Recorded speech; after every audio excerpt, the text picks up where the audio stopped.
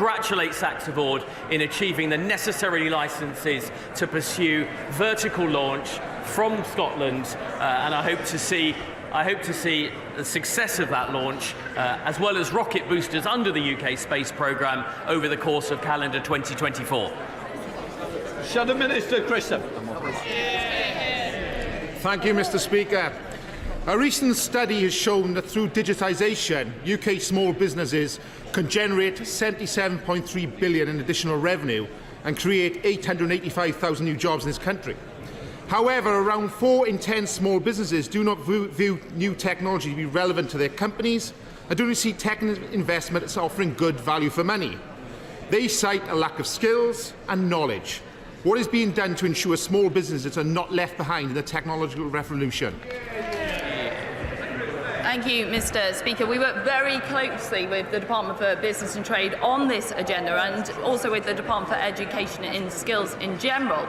And also we have fantastic programmes like Innovate UK that are helping support businesses with their uptake of AI, and we just recently produced some additional guidance as well. Can I take this opportunity to welcome my friend the member for Arundel to one of the great offices of state, thank the Secretary of State for her support for the science and technology superpower mission. Would she agree with me that as the Prime Minister plans a rightly robust response to the post office saga, there are important lessons about technology procurement that we need to learn to make sure that never again does Whitehall repeat this appalling misjustice?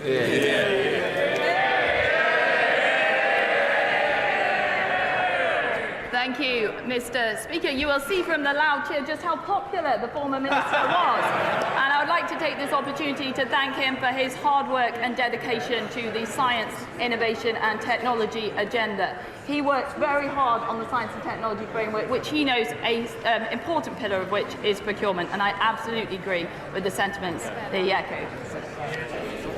We come to questions to the Prime Minister. Lee Anderson.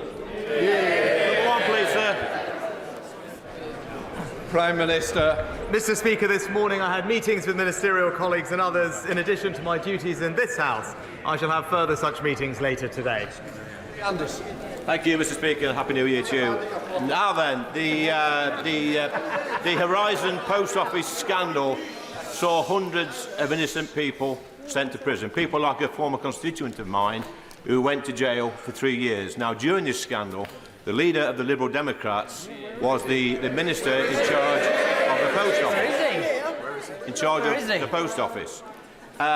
This is the same Liberal Democrat leader who, in the past, has called for the resignation of over 30 prominent people in this country who have made mistakes in their job. So does the Prime Minister agree with me that the leader of the Lib Dem should take his own advice and start by clearing his desk, clear his diary and clear off?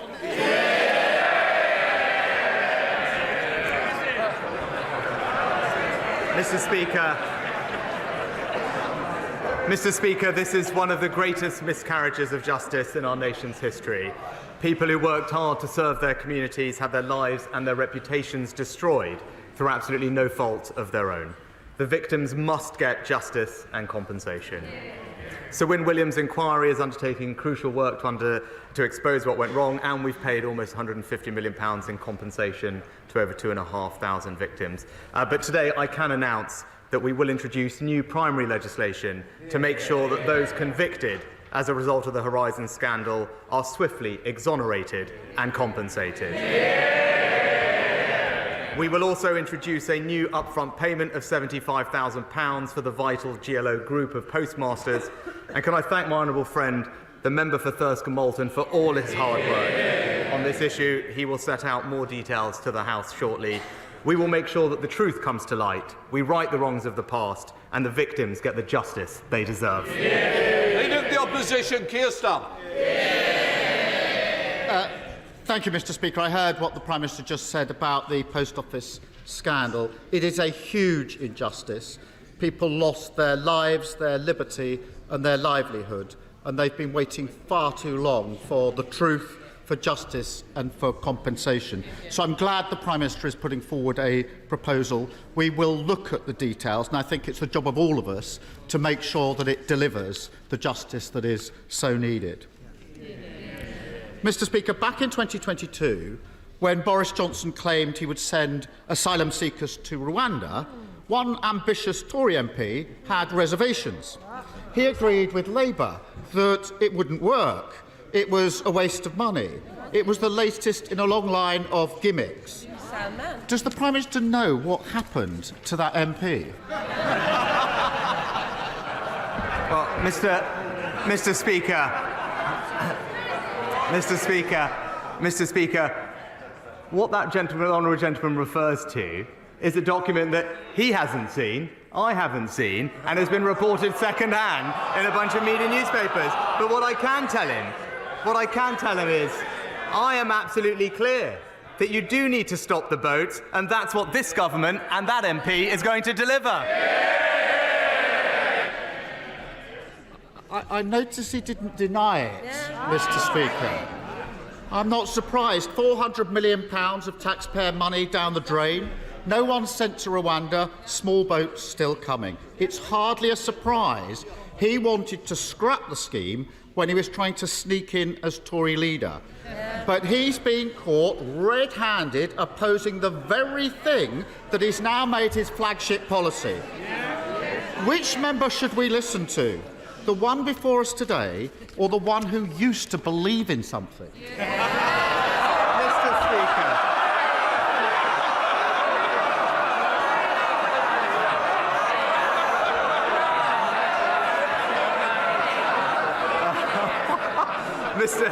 Mr. Speaker. Mr. Speaker, I've always been crystal clear.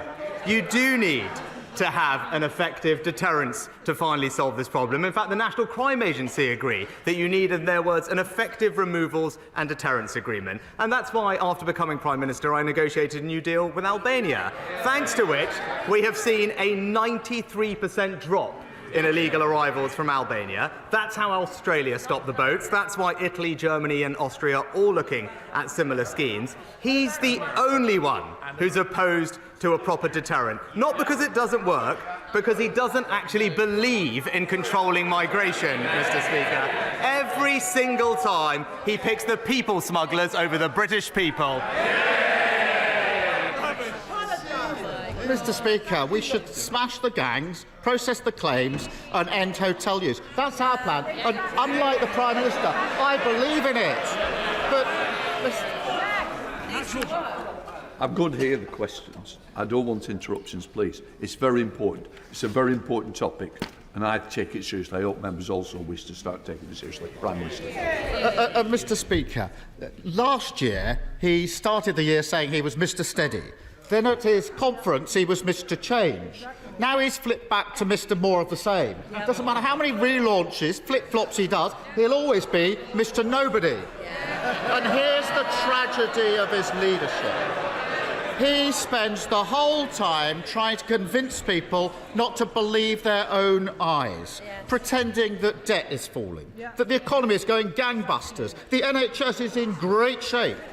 When he finally finds something he was right about, the Rwanda gimmick, he can't even take credit for it. When's he going to stop pretending that up is down, that black is white, admit that whether it's the economy, immigration, the NHS, he has failed? Mr. Speaker, well, let's just go through his checklist. He talks about the backlog, 112,000 decisions made last year, a higher number than in any year in the past 2 decades, Mr. Speaker. He talked about hotels. Well, the first 50 are being closed and there are more to come, Mr. Speaker. He talks about the numbers. Well, they were down by over a third last year, Mr. Speaker, the first time that's happened. And then he talked, Mr. Speaker, he talked about smashing the gangs. Well, if he does care about smashing the gangs, why doesn't he own up to the fact that when it came to the Nationality and Borders Act, he blocked, delayed and voted against the powers in that act, which have allowed us to now arrest hundreds and hundreds of people connected with that illegal trade who have been sentenced to hundreds of years in prison. He opposed that because he chooses the criminal gangs over the British people every time.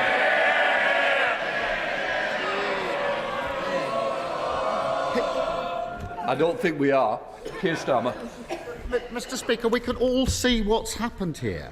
Just like he knows that debt isn't falling and taxes are going up, he knows the Rwanda gimmick won't work. But he can't be honest about it because he's too scared of his own MPs. Doesn't he wish he'd stuck to his guns rather than to allow himself to be taken hostage by his own party? Mr. Speaker, we're debating this because we have taken a stand and we're delivering the toughest migration plan ever to end the legal challenges and actually get flights off the ground. And let's be clear about this. He doesn't have a single practical idea about how to stop the boats. But that's because he doesn't actually care about controlling migration. This is a person who described all immigration law as racist, Mr. Speaker. He thinks limits on economic migration are, in his words, economic vandalism. It didn't even feature once in his 5 missions, and he didn't mention it once in his conference speech. The truth is, he's pro-free movement, he's anti-border control, and he can never be trusted to stop the boats. I think we should smash the gangs. And I spent 5 years of my life doing exactly. This is the party that's lost control of the borders. And whilst he's tending to the Tory party, the country is left without government. A collapse in dentistry, leaving people literally pulling out their own teeth. Flood defences completely exposed. Hundreds of thousands of children still out of school. His government appears blissfully uninterested in what's going on outside the walls of Westminster. Does he realise how ludicrous it looks when he spends his time boasting whilst Britain is breaking?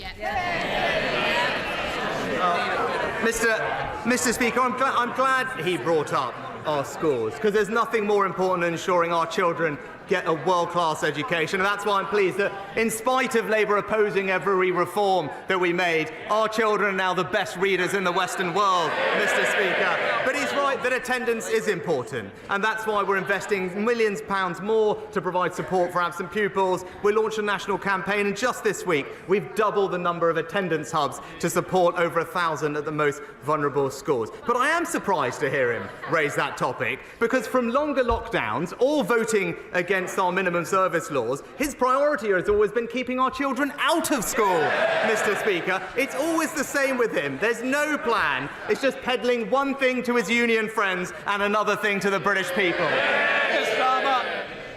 New year, new nonsense. Every week he stands here and tells the country they should be thanking him, not questioning him. Point out that the view on the ground is very different to that from his private jet, and he says you're talking the country down. He just doesn't get it. He doesn't get what a cost of living crisis feels like. He doesn't know any schools where kids no longer turn up, and he doesn't understand what it's like to wait for a hospital appointment. Doesn't the country deserve so much better than a Prime Minister who simply doesn't get Britain? Mr. Speaker, well, from the last week we had, yet another half-hour speech from the Honourable Gentleman, and what a surprise, yet again, it didn't contain a single new idea. We've had 4 years of him as Labour leader, and it's still all slogan, no plan, Mr. Speaker. Now, just this weekend, we're delivering on our plan to cut people's taxes, Mr. Speaker. He doesn't have a plan. We've got a plan to stop the boats. He doesn't have a plan. And we've got a plan to get people off welfare and into work. He doesn't have a single idea. It's crystal clear, Mr. Speaker. Stick with us to deliver the long-term change that the country needs. Don't go back to square one with him.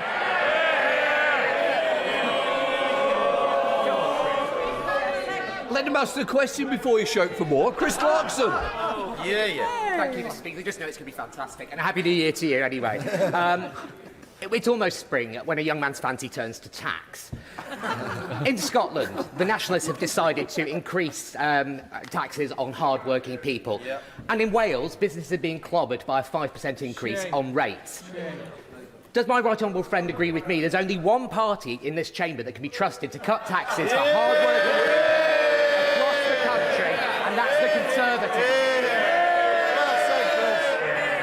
Oh, Mr. Speaker, my honourable friend is absolutely right. We are now just this weekend, Mr. Speaker, for an average person in work cutting their taxes by £450, Mr. Speaker. In Wales, where Labour are in charge, they're raising them, with businesses there now seeing double the rate of business rates this year, Mr. Speaker. And it's the same in Scotland under the SNP, the new high-tax capital of the United Kingdom because of the SNP's tax hiking decisions. So, Mr. Speaker, while we've got a plan and cutting your taxes, it's Labour and the SNP that are going to raise them. The SNP, Stephen Flynn. Mr. Speaker, a horizon system introduced by Tony Blair, the former Labour Party leader and of course now a Knight's Garter, a horizon system defended by the current leader of the Liberal Democrats, himself a Knight bachelor, a horizon system scandal overseen by a former Conservative Prime Minister who now hides in the House of Lords as a baron. The reality is that subpostmasters never stood a chance against the Westminster establishment, did they? Well, Mr. Speaker, as I've said, this is actually one of the greatest miscarriages of justice in our country's history. And all our thoughts are with those who worked so hard for their communities and have seen their lives and reputations destroyed. And since this scandal, as the honourable gentleman pointed out, has actually unfolded over decades, and with multiple people clearly at fault. But since 2019 in the High Court case, this government established a statutory inquiry led by Sir Win Williams to uncover what went wrong, established an independent advisory board, and has established 3 different compensation schemes, paying out £150 million to over 2,500 people, with now almost 2/3 having received final compensation. But we must go further and faster, Mr. Speaker, which is why we have made new announcements today. Mr. Speaker, I don't think the Prime Minister quite gets it. This isn't just a plague on all their houses. This is a plague on this House itself, because injustice goes far beyond just the sub-postmasters. Just ask the Waspy women, or the victims of the Equitable Life scandal, or the victims of the infected blood scandal, or the victims' families from Grenfell or Hillsborough. The reality is that when the public come knocking on the doors of this here chamber seeking justice, the government only ever answers when they have no options left. Now, the Leader of the Opposition said last week that the public are right to be angry at Westminster, and they are angry at Westminster. They're angry at Westminster because they know that this place never really changes. Does it, Prime Minister? No, Mr. Speaker. This is, and actually, I am sad that the honourable gentleman is trying to politicise something that has happened over multiple decades, with multiple people at fault. But the key thing is, after the 2019 High Court case, the government did act to establish an independent inquiry, independent compensation schemes, and as I said, has paid out compensation to 2,500 people. But rather than trying to politicise it, what we should be doing is focusing on the people affected and making sure that they get the answers, justice and compensation that they deserve, and that is what we are delivering. I made a promise to a granddad in my constituency after he told me he hadn't dared speak up when his grandson came home saying, "Today we were learning if we were in the wrong body." Draft Schools guidance to support gender questioning children has now been published just before Christmas, and it's out to public consultation. But when we've all seen many individual people very publicly cancelled, lost their jobs, their reputation, their relationships, for simply supporting biological reality or championing fairness, women's safety, child protection, can I ask my right honourable friend, how will honest and open engagement be managed through this very important and sensitive consultation process? Can I thank my honourable friend for her important question and assure her that she's right about the safety and well-being of children being paramount in our thoughts, and that is at the heart of the guidance that we have published for consultation. But also, Mr. Speaker, parents fundamentally must be involved in decisions about their children's lives, and their involvement is a key part of this guidance. She's right to say there's a consultation process. That is an opportunity for everyone to engage with this guidance, and she's also right to say, and I agree with her, that those championing safety or indeed talking about the importance of biological sex should absolutely have the freedom to express those views, and she will see those views expressed in the guidance too. Stephen Ferry. Thank you, Mr. Speaker. I want to thank the Prime Minister for the £3.3 billion financial package which is now available to any restored Northern Ireland executive. However, we still need a discussion around the long-term financial framework before the next spending review. At present, Northern Ireland is seeing its public services in huge crisis, especially health, and there are urgent public sector pay pressures which must be addressed. Last month, the Secretary of State said that the negotiations with the DUP over the Windsor Framework have concluded. Does the Prime Minister recognise the real dangers of continued drift in Northern Ireland and the urgent need for Northern Ireland to have a government? Can I thank the honourable gentleman for his question? Our focus has always been on delivering for the people of Northern Ireland, who rightly expect and deserve their locally elected decision makers to address the issues that matter to them. We have held talks with the DUP and believe that significant progress has been made and that there is now a very good basis for the executive to be restored. I thank him for his comments about the £3 billion financial package, and with that there is a real chance to restore the executive, resolve pay for public sector workers rapidly and get Northern Ireland and its public services moving again. James Grundy. Thank you, Mr. Speaker. The Atherley Way bypass in Lee was first proposed over 60 years ago, but to this day remains unfinished. I recently met with representatives of Wigan, Warrington and St Helens Council, as well as the Mayor of Greater Manchester, and I'm pleased to say an agreement in principle has been reached to bring forward proposals to complete the bypass. Would the Prime Minister also like to throw his support behind this vital project for my constituents in Lee?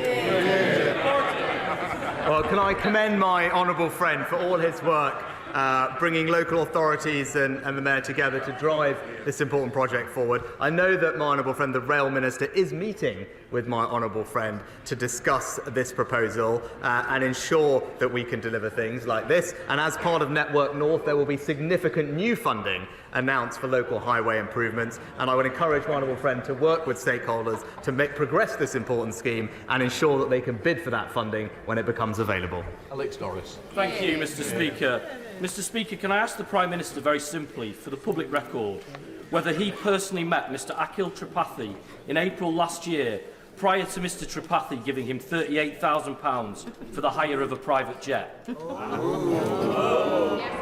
Mr. Speaker, all my declarations are made in the usual way, according to the usual processes. Whip's question. The Prime Minister knows that I set up and chair the caucus of 35 Conservative members of Parliament who have Britain's longest river flowing through their constituencies, the River Severn. We've submitted a business case to the Chancellor for £500 million to finally tame the River Severn, and I know that his officials are currently looking at those proposals. To tame the River Severn will lead to a GVA uplift in the West Midlands of over £150 billion. The Prime Minister has seen this week the horrendous damage and misery caused in Shropshire and all the way along the River Severn of this river flooding yet again. We really do need to see now in this spring budget further assistance for communities like mine to finally deal with these annual floods.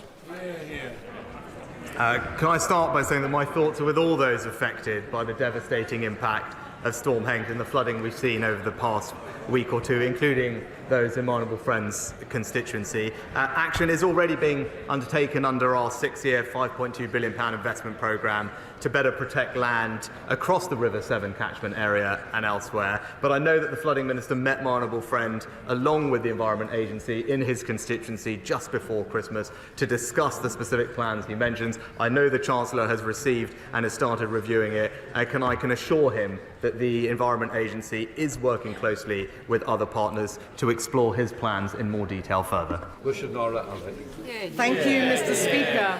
Since the outbreak of war in Gaza, over 23 1,000 Palestinians have been killed, including 10,000 children, and forced displacement is causing a humanitarian catastrophe. There's intensifying fighting between Hezbollah and Israel, a crisis in shipping security in the Red Sea, and the engulfing of neighbouring countries into a regional conflict. De-escalation will only occur when hostilities cease in Gaza. The Foreign Secretary yesterday said he was worried Israel may have broken international law, and the International Court of Justice is opening hearings in The Hague this week in relation to suspected breaches of obligations under the Geneva Convention. Will the Prime Minister make public legal advice our government requested and received on suspected breaches of international law by Israel and the implications for UK policy, including relevant arms exports? Well, Mr. Speaker, we continue to call for international humanitarian law to be respected and civilians to be protected, and that is what our current legal assessments say is happening. And as the Foreign Secretary outlined yesterday, that Israel plans to act within international humanitarian law and has the ability to do so. But we are also deeply concerned about the impact on civilian population in Gaza. That's why we've trebled the amount of aid that we provide to the region. And just recently, we sent our first maritime shipment of aid to Egypt. A UK military ship delivered over 80 tons of new blankets and life-saving medical equipment for Gaza. And we are working with Jordan to find more land routes. So we'll continue to do everything we can to support the vulnerable people who are being impacted by what's happening on the ground. Thank you, Mr. Speaker. Thank you. Stop your ears. In my constituency, the new Hillingdon Hospital has full planning permission, has full funding, and enabling works is well underway. Would my right honourable friend, the Prime Minister, agree with me that this new state-of-the-art hospital will uplift the health benefits for the residents of Uxbridge and South Ruislip? And will he join me in visiting the project site at a time where his diary allows? My honourable friend has been a fantastic campaigner for the new Hillingdon Hospital, and I agree with him that it will provide fantastic care to him and his constituents as well. And I'm pleased that planning permission and funding has now been granted for the site and work is progressing. I will look at my diary, but in the meantime I can tell him that my right honourable friend, the Health Secretary, will be very happy to come and visit my honourable friend's project and see the significant progress for herself. Thank you, Mr. Speaker. Last year, my constituents had to wait months for an election to finally be confirmed, with uncertainty repeatedly prolonged, seemingly out of self-interest. Now, this year, out of all people, I didn't expect the Prime Minister to be turning to my predecessor for strategic inspiration. If we're going to be waiting, I hope we can work together for a group in my constituency that really deserve support. Will the Prime Minister meet with some fantastic kinship carers in mid-Bedfordshire to talk through how we can progress the strategy, make it go further, faster, and crucially, why Bedfordshire might be a fantastic place for one of the proposed pilot areas? Well, Mr. Speaker, can I pay tribute to all our kinship carers for the incredible work they do. I'll be very happy to review the plans that the honourable gentleman mentioned and make sure that ministers have a look at them too. And as I said, pay tribute to all of those in his constituency and elsewhere. They're doing a terrific job. And in government, as he knows, we are looking at ways we can support them further and will continue to do that. Debra Miller. The Prime Minister knows that in Basingstoke we also need a new hospital, and that's why he's given £900 million for our hospital trust to make that happen. Does my right honourable friend agree that this is a once-in-a-lifetime investment and must modernise not just the NHS healthcare that's provided, but also support his plan to double medical training places by 2031? And we're also ready to build our hospital a bit quicker if that helps. Mr. Speaker, I am pleased that through our new hospitals programme, Hampshire's Hospital Trust, the NHS Foundation, will receive significant investment to ensure that excellent care is available for her and all her constituents. I think the Trust started their consultation last year and the results are due at the end of March, and we'll look forward to making sure that we can deliver this project as quickly as possible as part of the record capital investment in the NHS to deliver faster, better care to patients everywhere. Happy New Year, Mr. Speaker. Happy New Year. Reports suggest that the Prime Minister's family investment company, Catamaran Ventures, is being wound up, and that his wife's is exiting her interests in her childcare company, Koru kids. So will the Prime Minister keep his promise to the Liaison Committee, which includes a number of Conservative MPs, and confirm whether or not he has forgotten to register any of his financial interests? And will he publish all details of Catamaran Ventures investments?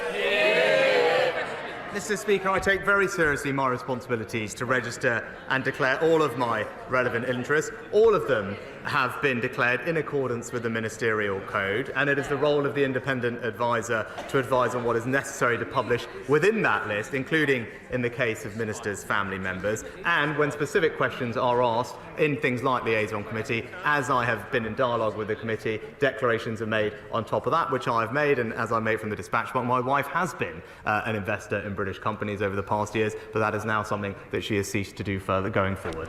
Anna Firth. Speaker, new, very large shellfish beds have been discovered in the Thames estuary, including razor clams and manila clams, both highly prized around the world. So will my right honourable friend join me in congratulating local fisherman Mr Paul Gilson on his proactive work? And will he come to Leigh-on-Sea, meet my local fishermen, so we can discuss how to maximise this brilliant Brexit bonus for Essex fishermen?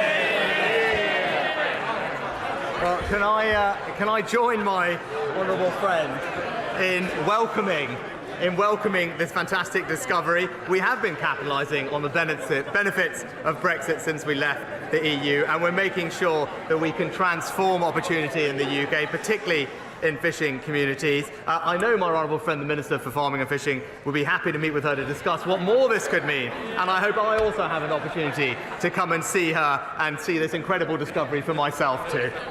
Hamilton. I was a nurse in our NHS for 25 years. It is an offence to my colleagues and our patients when the Prime Minister pretends he's got a grip on NHS waiting times. Despite his big pledge to cut them, they've risen by 500,000 in the last year alone. He can blame striking all he likes, but after 14 years of Tories, who can possibly say that NHS is better off? Mr. Speaker, can I thank the honourable lady for her decades of service in the NHS and commend all the work of our fantastic, hard-working nurses in the NHS. And I'm pleased that we've delivered early on our manifesto pledge to have 50,000 more nurses in the NHS, together with record numbers of doctors, elective surgical hubs, community diagnostic centres, all of which means that we are now treating more people in the NHS than we have ever done before. One thing that is hampering progress on tackling the waiting list is obviously industrial action. So I hope that the honourable lady can join with the million NHS workers, including nurses, midwives, therapists, paramedics, consultants and specialty doctors, all of whom have reached a fair and reasonable pay settlement with the government, and urge the junior doctors to do the same. Andrew Percy. Mr. Speaker, I believe that not all Jewish people are bad. Palestinians are dying whilst the Zionists are laughing their lives away. How do you send letters believing the Western media on how Hamas is a terrorist group? For all I know, the only terrorist group is the Zionists. Not my words, words produced by pupils as young as 11 in schools in this country, one of whom signed off their letter saying they sought vengeance. That word was, however, crossed out. In another school in the northwest of England, pro-Palestinian activists were invited in to educate pupils on the history of Palestine and displayed slides to their students which denied the existence of the State of Israel. And in other schools, we know they have allowed absences for people to attend protests, where there have been, of course, many examples of anti-Semitism. This is completely unacceptable. Can I ask the Prime Minister to look at what is going on in our schools and to hold an independent review on how we can do more on our curriculum to educate about the perils of anti-Semitism? Can I thank my honourable friend for raising what is a deeply concerning issue? And as I've said before, there is no place for anti-Semitism or glorification of terrorism in Britain, especially in our classrooms. And that's why we welcome the recent report from Lord Mann, the government's independent advisor on anti-Semitism, and in particular his recommendation on how schools can tackle anti-Semitism. We will continue to work together with Lord Mann on this vital issue, and I look forward to hearing further suggestions from my honourable friend too. Thank you very much, Mr. Speaker. When my best friend and constituent, Dr. Laura Williams, lost her husband suddenly at 35, she was left alone with 3 children under the age of 5. Nothing could have prepared her for that grief and loss. And I have witnessed firsthand what a remarkable job she has done to carry on and stay afloat. But, Mr. Speaker, it's been made much harder by the fact that bereavement support payments have been cut to just 18 months, an allowance that is primarily for children who lose a parent. So will the Prime Minister be kind enough to meet with Dr. Laura and me to hear firsthand her experience of losing her husband and see what can be done for those like her who are bereaved with young children to support? I'm very sorry to hear about the Honourable Lady's constituent and her tragic loss, and I'd be very happy to meet with her at the earliest opportunity. Dame Jackie Doyle-Price, and congratulations. Passengers have been crossing the Thames between Tilbury and Gravesend in my constituency since 1307, but the current ferry service is currently under threat due to withdrawal of local authority funding. With so many people using that ferry service to come to work in Tilbury docks and the incumbent expansion of the Thames Freeport, would my right honourable friend encourage the local authorities to do all they can to make sure that we take full advantage of the opportunities by a new contract for this service, and perhaps looking to expand that as a way of getting more people to work in the new jobs being created? Well, my honourable friend is right to highlight that the Tilbury to Gravesend ferry service does form an important part of the local transport services provided by local authorities. Obviously, those funding decisions are for the councils required, but I would encourage them to consider the importance of cross-river transport as highlighted by my honourable friend in her local community, and do that as part of their upcoming local transport planning. Do you see MacDonald? Thank you, Mr. Speaker. Has the Prime Minister seen the utterly damning new UNICEF report showing child income poverty rose way faster in the UK than in any of the other 39 countries analysed in the decades to 2021? Scrapping the benefits cap, scrapping the 2-child limit, rolling out the Scottish Child Payment UK-wide could reverse a decade of utter failure. So why won't he, or indeed the so-called official opposition, commit to these potentially transformative but affordable policies? Well, Mr. Speaker, I would just point out to the honourable gentleman that since 2010, the number of people living in poverty has actually reduced by 1.7 million, Mr. Speaker, including hundreds of thousands of children. But the best way to make sure that children don't grow up in poverty, which no one wants to see, is to make sure that their parents are in work, and then to make sure that they can keep as much of their hard-earned money as possible, which is why I would urge the SNP to think again about their plans to make Scotland the highest taxed part of the United Kingdom for an average worker, Mr. Speaker. Davis. Thank you very much, Mr. Speaker. My constituents know only too well the disaster of living under a Labour regime. Just before Christmas, the Labour Council in Bradford announced that they were bankrupt, and then spent the first 3 hours of the subsequent council meeting debating Gaza and Israel rather than the perilous financial situation they were in. Will the Prime Minister support my campaign and that of my honourable friend for Keighley in getting our constituencies out of Bradford Council control, which is more urgent than ever? And will he make sure that the government deliver a swimming pool in Bingley, which is something that was run down and then closed down as part of the mismanagement of Bradford Council? Mr. Speaker, my honourable friend makes an excellent point. Whether it's local councils in his area, or Nottingham, or indeed Birmingham, we see a track record of Labour mismanagement of finances in local areas. And we all know, as my honourable friend points out, when that happens and when Labour in power, it is working people that pay the price. And that's why you've got to stick to our plan, Mr. Speaker. Number 14, Mr. Speaker.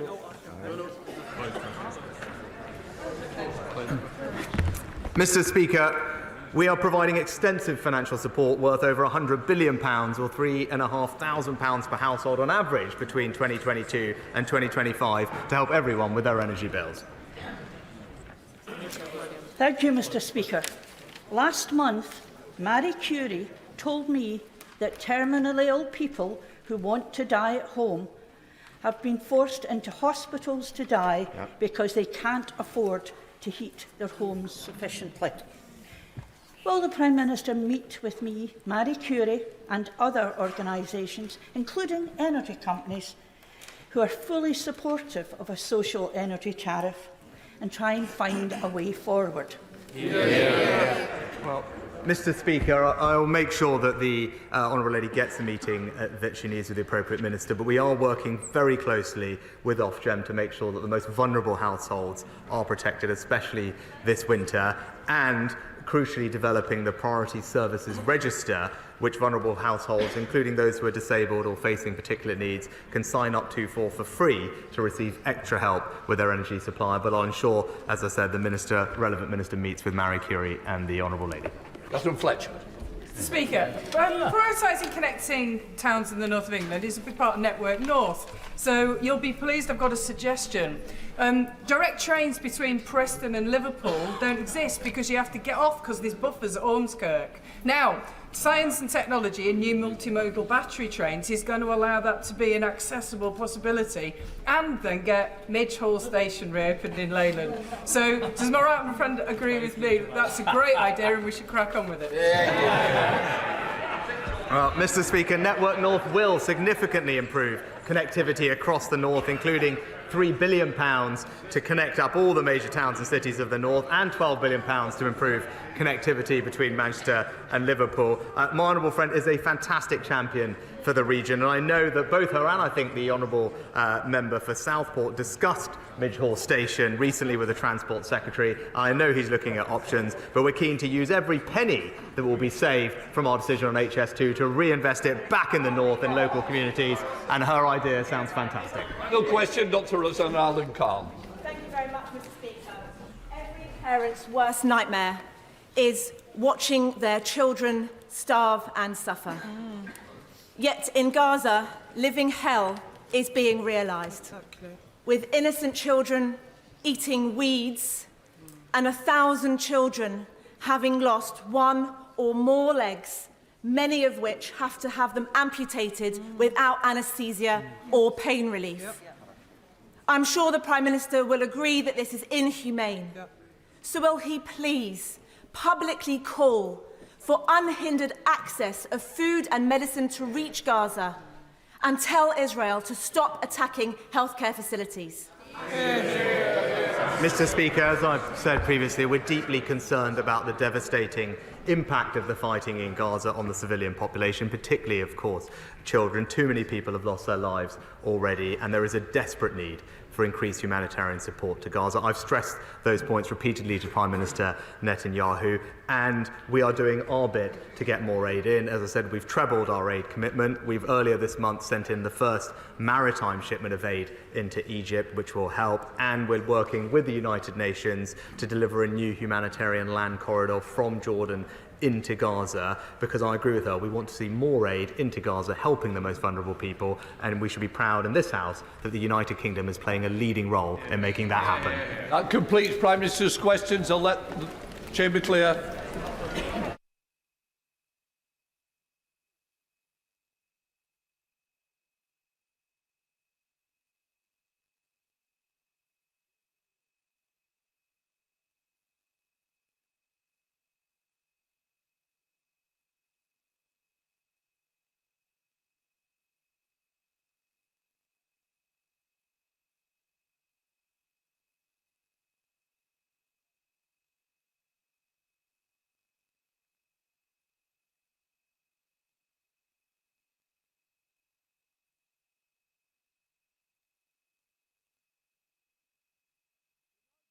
Urgent question. David Davis. Mr. Speaker, may I ask the Minister for Business and Trade if he will make a statement on compensation and other outstanding matters relating to the Post Office Horizon scandal? Minister. Thank you, Mr. Speaker. As the Prime Minister indicated a few minutes ago, I'm informing the House about further steps the Government is taking to address the Horizon scandal. The Government is taking measures to speed the flow of compensation. We have already set a target of issuing initial offers for 90% of group litigation order cases within 40 days of receiving a completed application. And I announced in November that we would be introducing a £600,000 upfront offer for claims with overturned convictions, which people could choose to take rather than going through the detailed assessment process. This has already made a real difference. Before my announcement, only 5 of those people had reached full and final settlements. I can now report that with the help of the minimum payment, we have finalised 30 cases. This has obviously speeded up matters along for those who have taken this upfront offer. It's also helped those who have chosen individual assessment because resources can be concentrated on those cases. I can announce today that we are taking similar measures in respect of the group litigation order scheme. We will now make people in that scheme an upfront offer of £75,000, which will save them having to go through a full assessment. But, as with overturned convictions, if they believe they're entitled to more, they are welcome to continue with the full assessment. Not only will this allow the Department to focus its resources on the larger cases, it will allow claimants' lawyers to do the same. The pace at which we can get claims into the scheme is the key constraint on how quickly we can settle them. The upfront offer is smaller for the GLO scheme than that for the overturned convictions because the claims tend to be smaller. We estimate that perhaps a third of GLO claimants may want to consider this route. I'm sure the House will welcome this measure. When I made my statement on Monday, I heard all parts of the House share my desire to ensure justice for postmasters who have been convicted of offences as part of the scandal. The whole House is united on this, and I believe that in the light of last week's excellent ITV series, I think the whole nation is united on it too. We've all been moved by the stories of postmasters who have been unjustly convicted and the terrible effects over a period of 2 decades of their finances, their health and their relationships. Indeed, we have seen whole lives ruined by this brutal and arbitrary exercise of power. Hundreds of convictions remain extant. Some of those convictions will have relied on the evidence of the discredited Horizon system. Others will have been the result of appalling failures of the Post Office's investigation and prosecution functions. The evidence, which is already emerging from Sir Wyn Williams' inquiry, has shown not only incompetence but malevolence in many of their actions. This was evidence which was not available to the courts when they made their decisions on individual cases. So far, 95 of over 900 convictions have been overturned. We know that postmasters have been reluctant to apply to have their convictions overturned. Many of them have decided that they have been through enough and they cannot face further engagement with authority. Many fear having their hopes raised only to be dashed yet again. The Horizon Compensation Advisory Board has recommended that we should overturn all the convictions of the postmasters who were prosecuted in the Horizon scandal. I think their motivation for doing so is absolutely right, and we will work with them to speed up the process. Can I put on my record my thanks to Lord Arbuthnot, who's in the gallery today, and also the Right Honourable Member for North Durham for their work on this campaign generally and on that advisory board. Following their recommendation would involve quite unprecedented action by Parliament to overturn specific verdicts of the courts. The Government, of course, completely recognises the importance of an independent court system and judiciary. So this recommendation raises important issues of constitutional principle. This is therefore not a decision we can take lightly. It also creates the risks of a different sort of injustice. I'm sure that a great many people were wrongly convicted in this scandal, but I cannot tell the House that all of those prosecuted were indeed innocent. or even that it was 90% or 80 or 70. Without retrying every case, we cannot know. So the risk is that instead of unjust convictions, we shall end up with unjust acquittals, and we just do not know how many. The only way we could tell would be put all cases through the courts, further dragging out the distress for many innocent people. Order. Can I just say, this is a very important issue. I'm going to allow the Minister to continue, but I'm going to say to the opposition, your time also increases with the others, and to Sir David as well. It is important, too important an issue to curtail it, but I would say to officials, they really ought to be aware that when they do provide speeches, it is for 3 minutes. But I do want you to fulfil this because the issue is far, far too important. Minister. Can I thank you for that, Mr. Speaker, and I apologise for the length of this statement, this urgent response to the urgent question, but it is, as you say, of vital importance.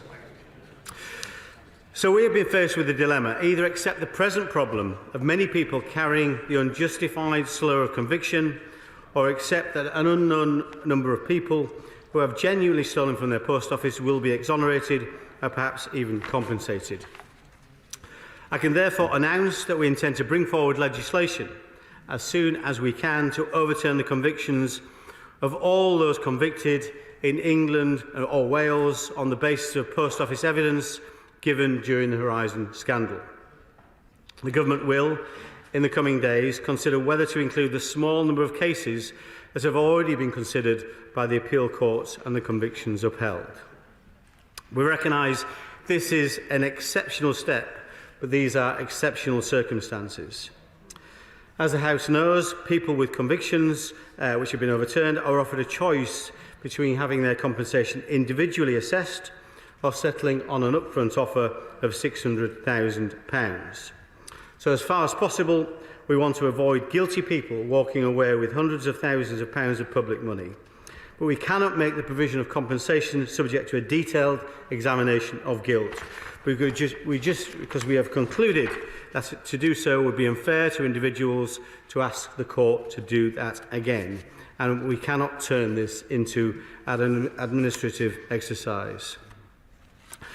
So all we ask is that as part of their claims of compensation, postmasters sign a statement to the effect they did not commit the crimes of which they are accused. Anyone subsequently found to have signed such a statement untruthfully will be putting themselves at risk of prosecution or fraud. I do not pretend to the House that this is a foolproof device, but it is a proportionate one which respects the ordeal with which these people have already suffered. It means that an honest postmaster will have his or her conviction overturned, and just by signing one document can secure compensation.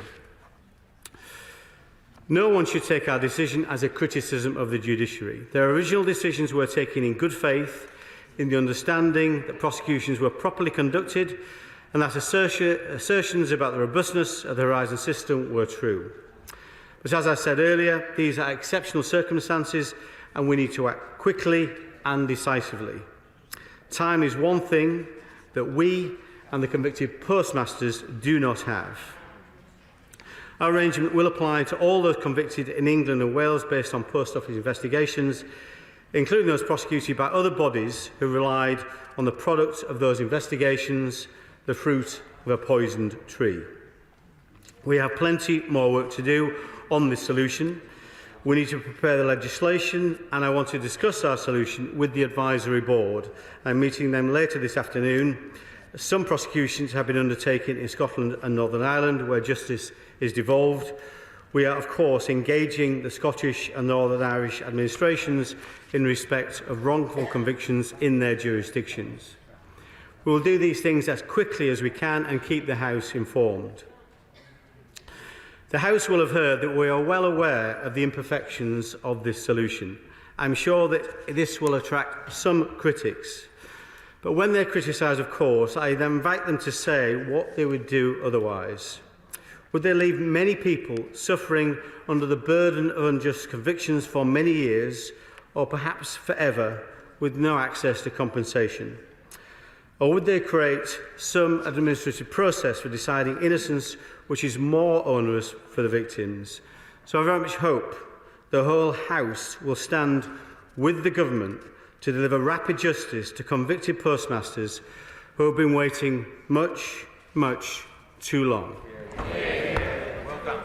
Can I just say, I will extend the time. I think it was so important to get all of this on the record. I do believe you did want to make a statement, but you're overruled. But at least we've certainly got the statement now. David Davis. Sir Mr. Speaker, as the Minister said earlier this week, many of us across the chamber called for this appalling injustice to be solved in months, not years.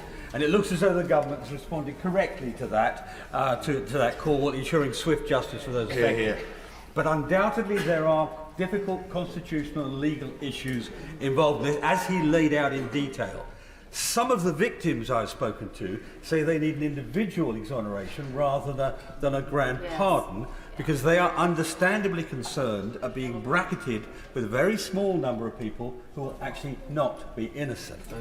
Now, will the Minister give us an undertaking to continue to look into this matter to address these quite proper concerns for the legitimate victims? I would also welcome further elaboration on the issue of compensation. Fujitsu has played a central role in this scandal and is still at the heart of government IT systems. Can the Minister tell the House whether Fujitsu will be required to meet some of the costs of the undoubtedly enormously expensive compensation we're paying out? And finally, will the government accelerate the investigations to convict those who are really guilty of causing this scandal by perverting the course of justice? Minister. Thank you, Mr. Speaker. Can I thank my right honourable friend for his urgent question and for his collaboration with us on these matters. Of course, we look very carefully at the issue of individual exoneration. That we didn't see any way possible to do that without an exhaustive and time-consuming administrative process, which would add further burdens to the burdens people have already suffered during this process. The other issue is getting people to come forward, again, which has been one of the major issues in getting people to appeal their convictions. So we saw this very much as the lesser of two evils in terms of the solution we have adopted.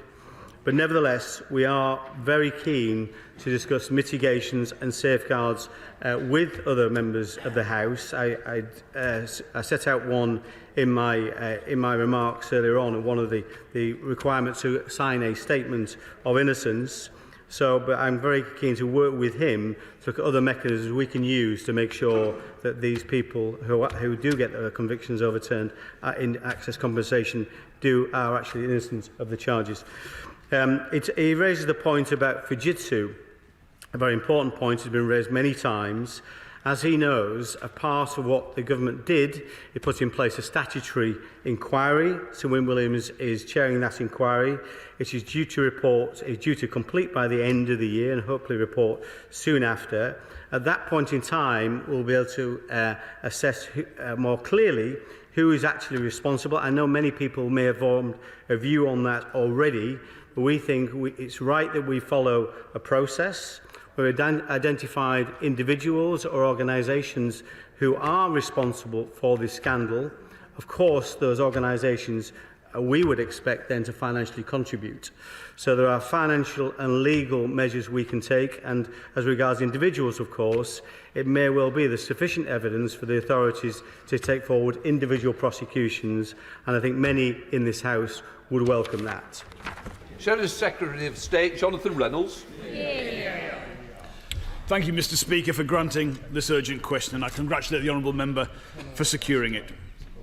This is an issue that has rightly left the public outraged at the scale and shocking details of this injustice. As I said on Monday, on this side of the House we believe the Horizon scandal to be one of the greatest miscarriages of justice in British history, where people lost their livelihoods, liberty and their lives, and then when trying to find justice were delayed at every turn. It is unconscionable that despite the landmark legal rulings, several years on, people have still not been able to access the compensation that they are entitled to.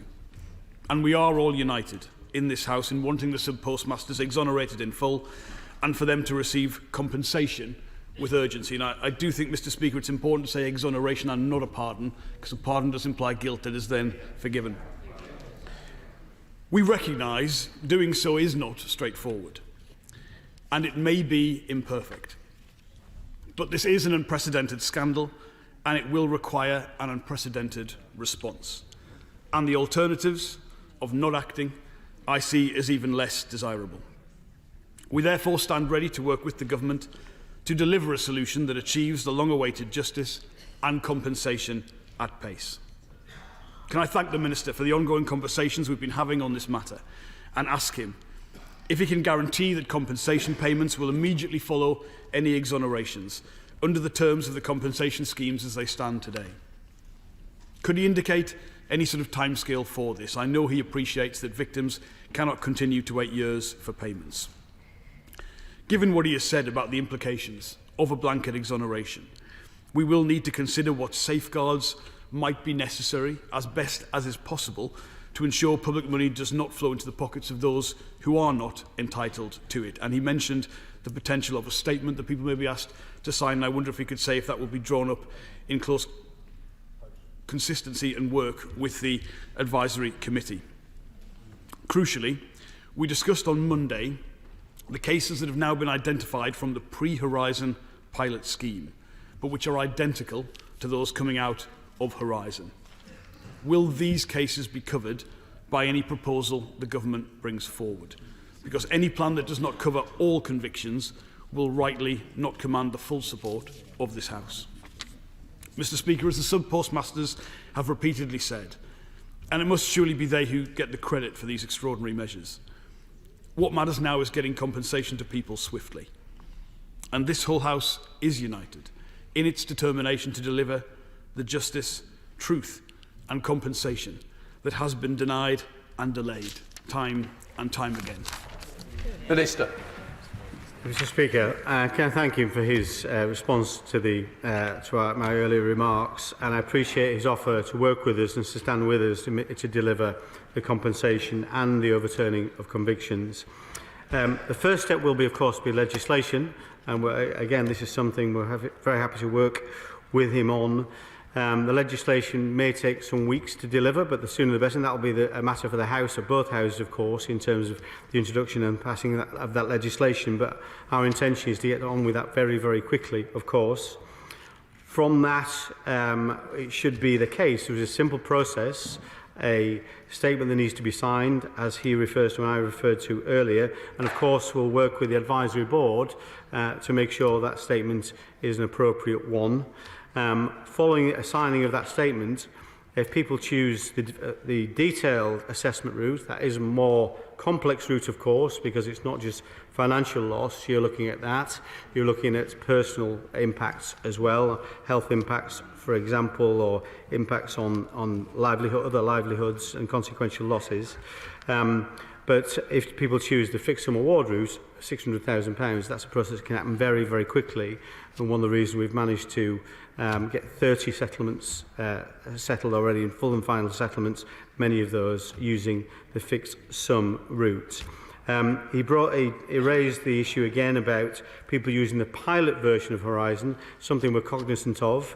It's our understanding every postmaster around the country was written to should be aware of the compensation schemes available. Certainly we believe the schemes cover that pilot period for Horizon.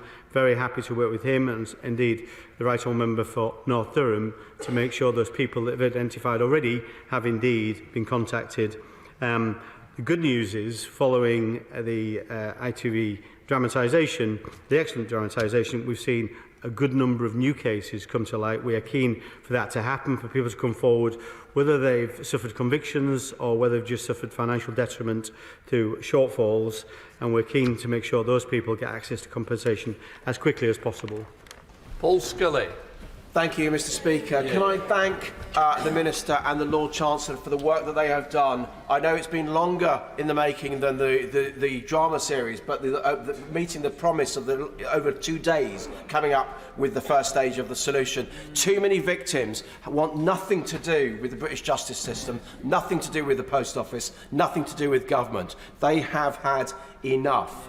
So does my honourable friend agree with me that there is no perfect solution to this? The best we can aim for is one that is fast and the one that provides life-changing money to restore these people's lives as best we can. Well, can I thank my honourable friend for his question, but also for the sterling work he did as a predecessor in his particular job. And I think many people recognise the incredible work he did following the outcome of that court case and the compensation schemes that he instigated. He's right to say there is no perfect solution here, and we worked across government to try and find the best possible solution. If we want a solution that is, as he said, fast and provides life-changing compensation to people who have been deprived of that in recent years, and this, we believe, is the best solution. We now come to SNP spokesperson Marion Fellows. Thank you. Thank you, Mr Speaker. I thank the honourable gentleman for securing this very important urgent question. And I'm sorry it wasn't a statement, because I would have prior sight then of what the Minister was going to say.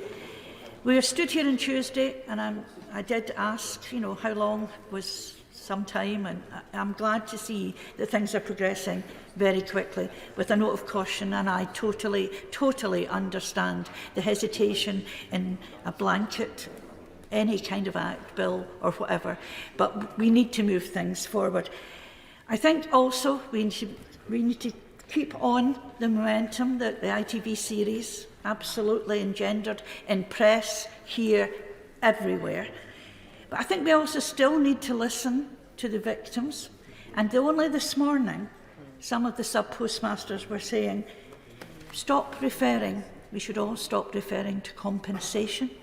We should be referring to financial redress. Yeah. This isn't compensation. This is money due to them. Yeah. And we need to get it to them as quickly as possible. And what others have said, is, especially the Honourable Member for Sutton and Sheen, who just said that people don't want to go anywhere near justice, don't want to go anywhere near post office. We have to encourage people to come forward. I'm meeting again myself with constituents who were involved who haven't officially approached me, and I'm sure many others across the House will be in exactly the same position. Scottish law is different. The Minister is well aware of that, and the Cabinet Secretary for Justice made a statement yesterday. She also said that they were looking at, Scottish Government were looking at Fujitsu contracts, and that's really important. There will be no hesitation. I can't speak for the Scottish Government, but I know there will be no hesitation in moving things forward. And as Chair of the APPG, I'm going to be writing to the Crown Office and the Procurator Fiscal Service in Scotland myself. So thank you. Minister. Well, can I thank you for your questions, and also once again for the work she does on the all-party group for post offices. And I'm sorry I wasn't able to share a statement with her, but I hope but I appreciate the fact she's welcomed what we've done here today. I'm very happy to term this as redress, of course. This is only about putting people back where they would have been and trying to make good for what's happened to them. So in that terms, I understand what she's saying about compensation, but this really is there to compensate people financially and for other losses and other impacts on their lives. I couldn't agree with her more in terms of the number one thing we'd like to happen, as well as delivering more compensation more quickly and making sure that's done fairly, but also we want more people to come forward. And with a simplified process, of course, a process that won't require postmasters themselves to file an appeal, it will mean that this is done more quickly and the access to compensation, the routes for compensation have been simplified. We very much hope people will come forward, and that seems to be our experiences right now, and we'll continue to engage with the devolved administrations, of course, to make sure they have everything they need as they may want to adopt similar measures. Come Baker. I welcome this legislation coming forward, and I thank the Minister for the amount of work he's done on this at such great speed. We are still, I think, at a midway point in the journey. There are still criminal prosecutions to come next. One question that has never been answered is just how much money was taken unlawfully from thousands of innocent men and women. The Post Office took that money.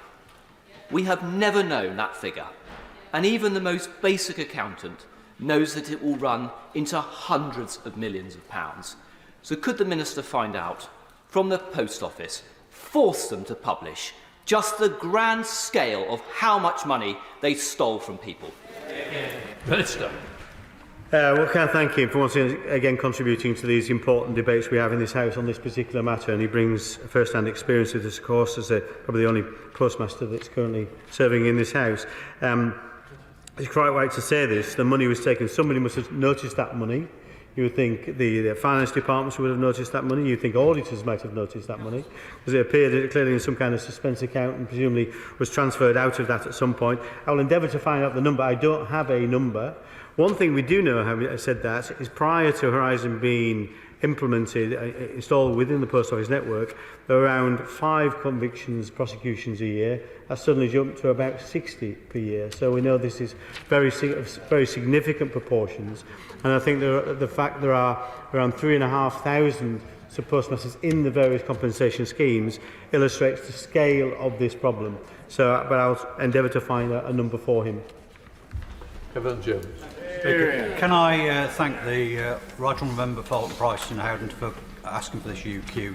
I know this Minister wanted to make a statement, but was overruled by number 10, so the Prime Minister got the glory of announcing this. But the serious point here, Mr Speaker, if we hadn't got this UQ, there'd be no debate on this today, which I think is a disgrace. Absolutely. He knows that the Advisory Board has been grappling with this Gordian knot for quite a few months now, and that's why we wrote our letter before Christmas to the Justice Secretary. He's right, this is going to be messy whichever way we do it, but it needs to be done because we've still got people out there with those convictions that need overturning.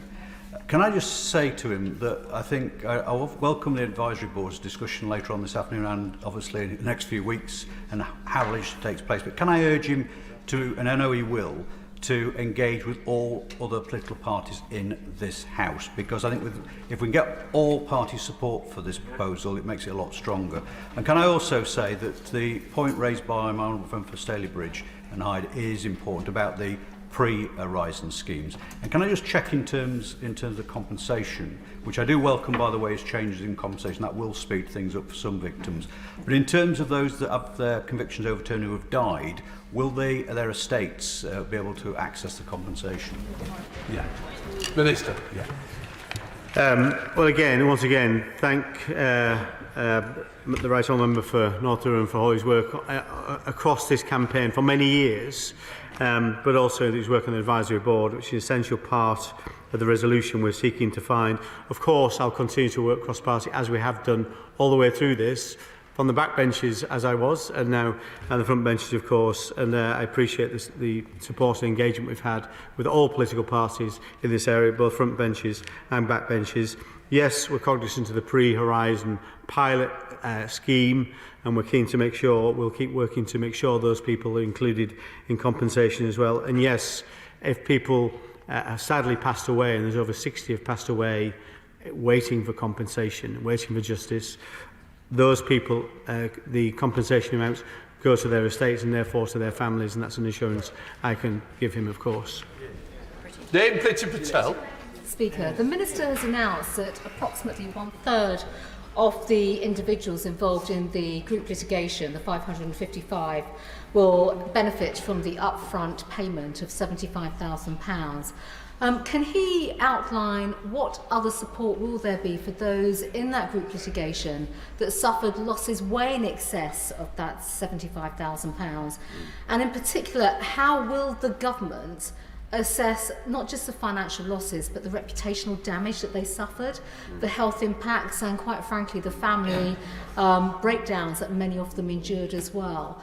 And how will this work in practice? Because I think, as the Minister has outlined already, time is pressing. This is very difficult. There's no one-size-fits-all to this. But actually, individuals need to feel that recompense sooner rather than later, and feel that justice from this institutional state failure is going to actually act in their favour.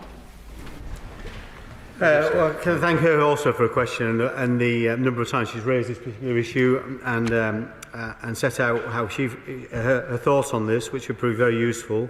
The the 30% of people we think will choose the fixed sum award route for the group litigation order scheme, the £75,000 route. Clearly that's an estimate based on some, at least we have some evidence from the other scheme how effective that is.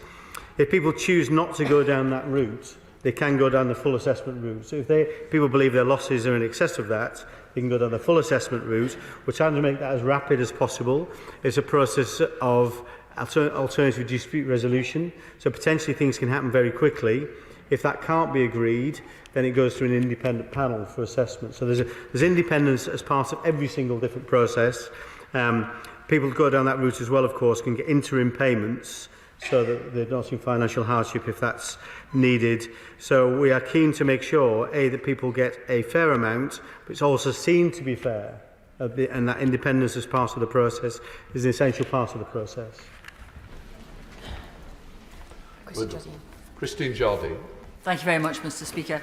I'd like to thank the Right Honourable Member for securing this urgent question, but also thank the Minister for the swiftness with which he has acted, and particularly his recognition of the need to talk to the devolved administrations and recognition of the fact that the situation in Scotland is slightly different, as the Post Office was not able to prosecute there. It was done through the official Crown services. So with that in mind, and the need that he has already expressed to encourage people to come forward, because in Scotland it's very much more difficult to gauge how many people were affected. Encourage people to come forward.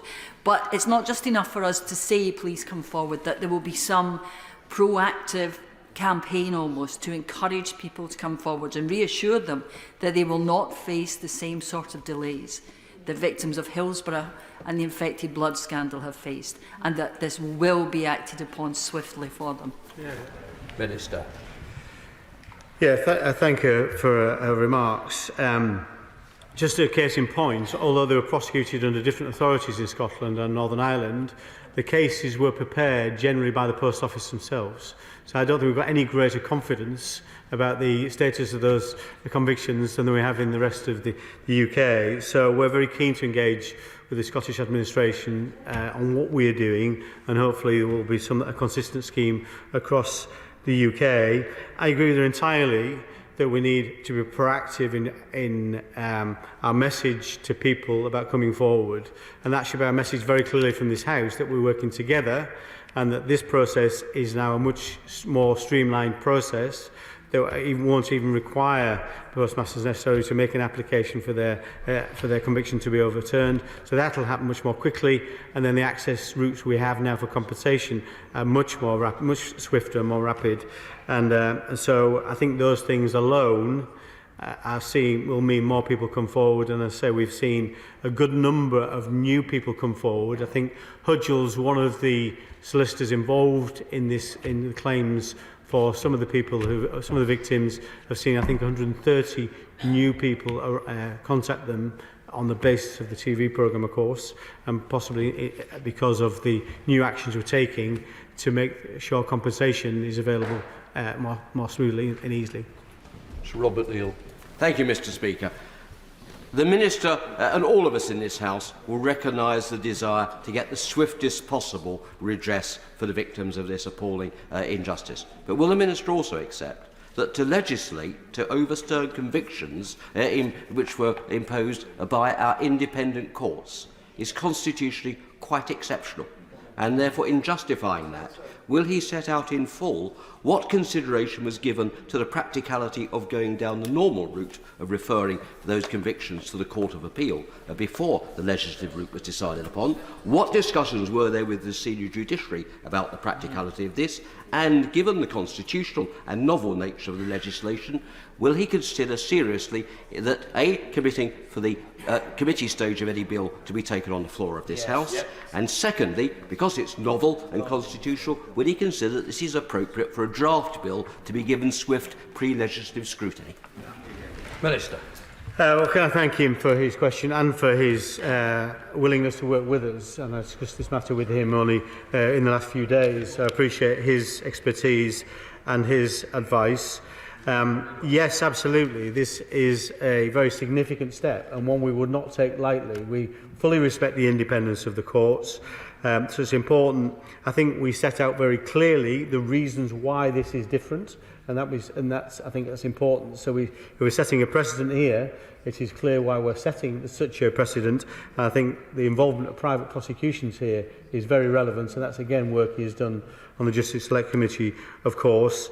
My right honourable friend, the Justice Secretary, Lord Chancellor, has engaged with the people he refers to the judiciary to make sure they were understanding of what we were doing and why we were doing it, and those conversations I think were constructive rather than being resisted. So I think, but very happy to take him up on his offer to continue that engagement and discuss the draft bill with him. Chair of the Select Committee, Liam Byrne. Thank you, Mr. Speaker. My thanks to the Right Honourable Member for Houghton and Houghton Price.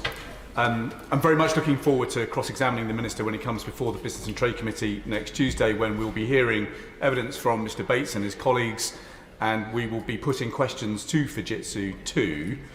Can I push him on the point I made on Monday night, which is that 3 years after the landmark case, 85% of the convictions have not been overturned. Only 4% of the cases have resulted in a full and final settlement. And we've heard evidence from victims this week already that even when settlements have been made, the cash has not yet been handed over. So can I ask the Minister again, what is his target? What's his goal, approximate or otherwise? When will those wrongfully prosecuted have their full and final settlements delivered on in cash? Minister. Well, I'm very much looking forward to appearing before his Select Committee, and I have some challenging questions for me which I would welcome. Just be clear, 64% of all those affected by this scandal have been compensated, full and final compensation. He's talking about the smaller cohort, which is the convictions, and the small cohort have come forward, of course, and so there's only 95 who've had convictions overturned. We have introduced, to try and expedite compensation to those people, we've introduced a fixed sum award route, which is proving very successful. I'm not aware of the point he raises in terms of people not actually having the cash. I'm very happy to engage with him on it, because there's every intention that once that decision has been taken to go down the fixed sum award, that sum is paid pretty much instantly. So I'm very happy to find out exactly what's happening in those cases. Where people have gone down a full assessment route, of course, that is more complex, understandably, various different considerations will be taken about loss. It could be in terms of forensic, financial forensic information, or indeed health, and looking at things like reputational loss, of course, which are also a key facet of some of these cases, most of these cases. In terms of the date he's looking for, our date has always been to deliver all this compensation by August of this year. That's our date still.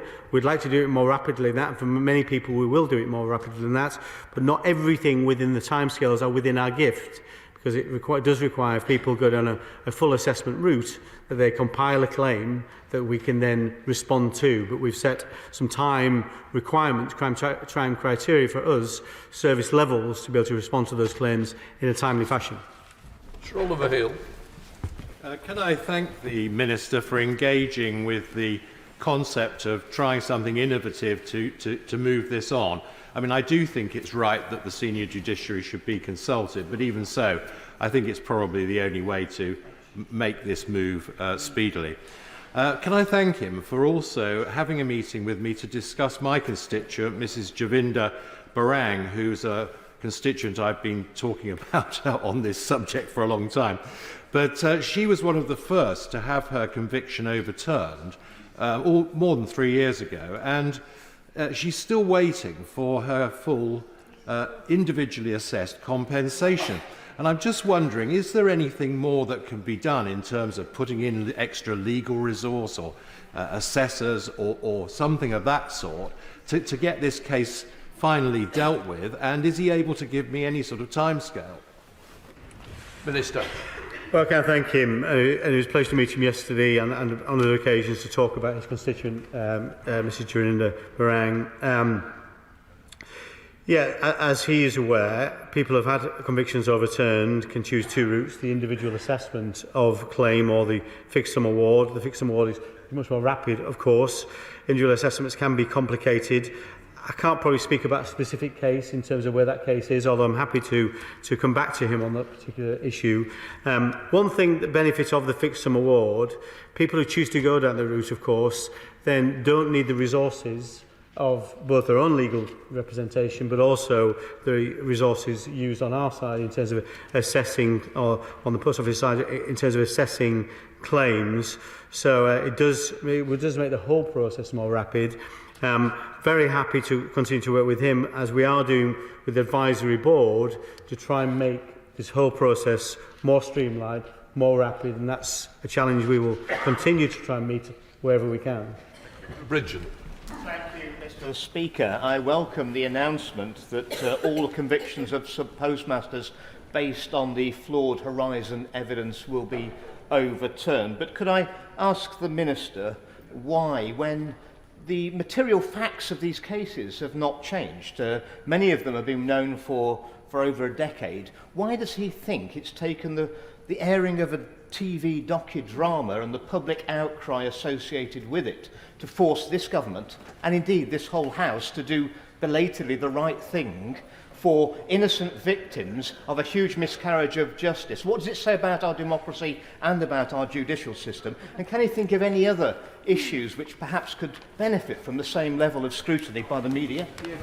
Minister. Well, I do thank him for his work. He's been a constant campaign on behalf of his constituents, and he contributed to every debate I've seen in this particular issue. I think his challenge is a little bit unfair. We have worked. He knows I've worked on this as a backbencher, as well as been my number one priority as a minister for the last 15 months. This is not something we've just picked up. He can see the number of things we have done. Of course, during this process, you learn things. There are things that happen that you don't expect. We didn't expect it to be so difficult for people to overturn convictions, of course, from when the first convictions were overturned. So these are processes we have learned. We didn't expect it to be so difficult to assess the damages and losses of people. So we've tried at every point to try and accelerate compensation. Last November, we introduced the fixed sum award. That's way before the TV series, of course, and indeed we dealt with things like tax treatments before then, and we started to look at different ways to overturn convictions way before the TV series was aired. So it's not the case that this TV series, excellent though it was, has resulted in these different changes. It's fair to say, I think the whole House and the whole country was shocked by what it's seen on the television. So it has made it easier to push certain things forward more quickly. But I think we would have arrived at this position anyway. But I'm glad we're here today, moving this forward at the pace we're moving it forward at now. Sir Robert. Thank you, Mr. Speaker. I warmly welcome the statement by the Prime Minister and by my honourable friend today, and I join in my thanks to him for his hard work and indeed the work of other ministers, the member for Sutton and Cheam, in pursuing this injustice and dealing with it. The key thing to remember here, Mr. Speaker, is that the number of people that just refuse to come forward means that this House, this Parliament, has an obligation to act. In doing so, is it not the case that in existing appeals, the matter can be dealt with by the Court of Appeal in terms of quashing any convictions pursuant to an Act of Parliament, but that the key challenge lies in all those people who aren't before the court system?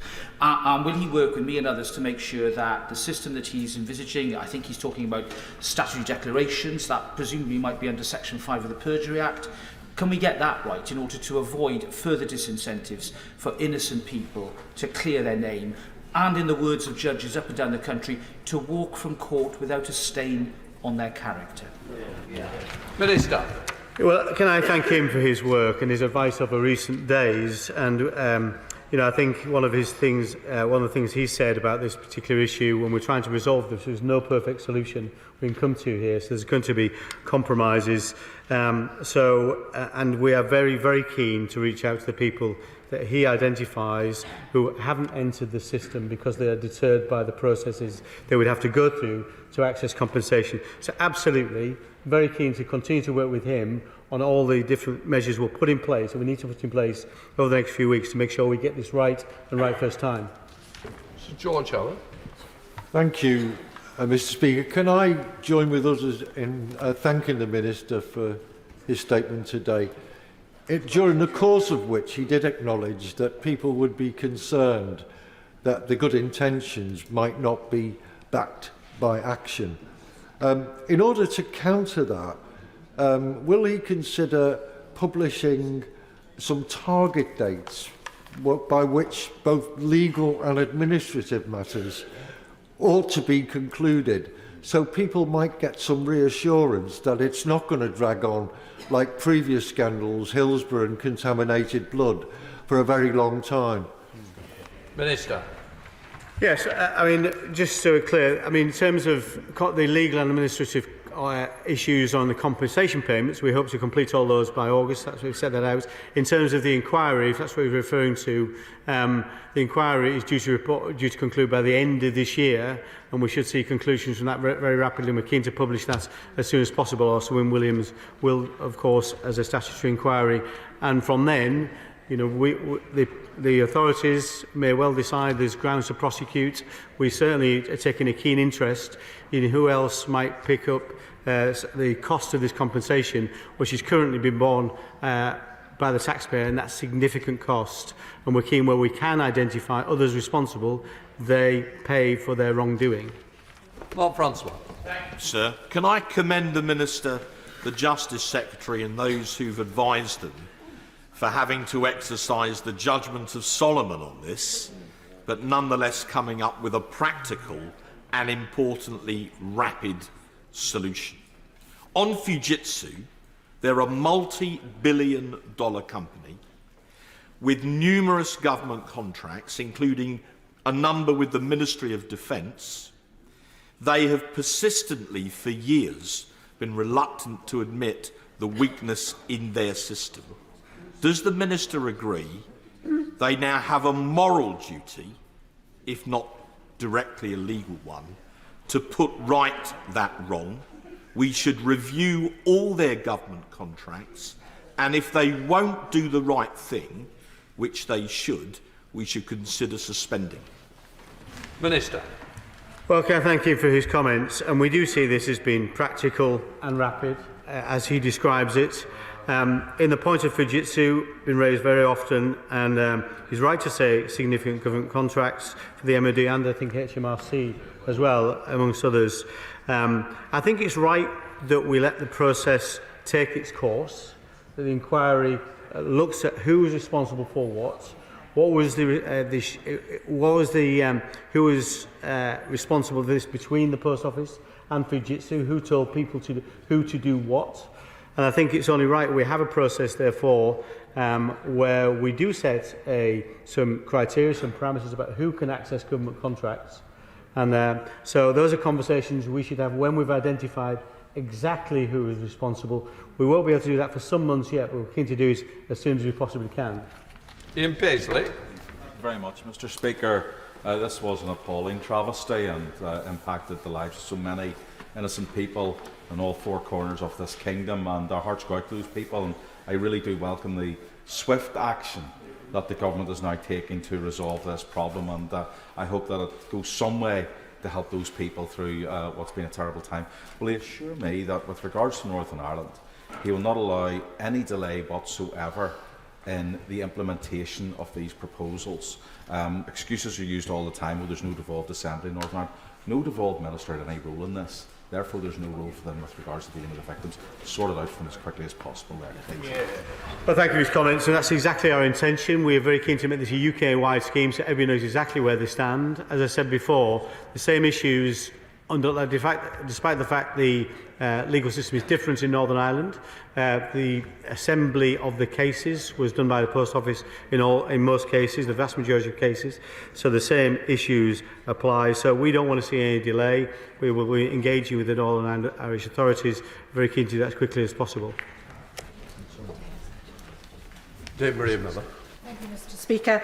Can I welcome this announcement? And the evidence is very clear that hundreds of victims have lost trust in the criminal justice system.